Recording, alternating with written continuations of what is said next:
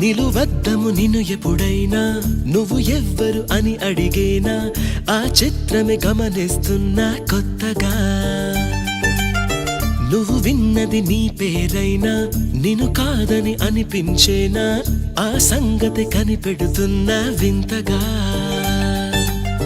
నీ కన్నుల మెరిసే రూపం నాదేనా అనుకుంటున్నా నీ తేనెల పెదవులు పలికే తీయదనం నా పేరేనా అది నువ్వే అని నువ్వే చెబుతూ ఉన్నా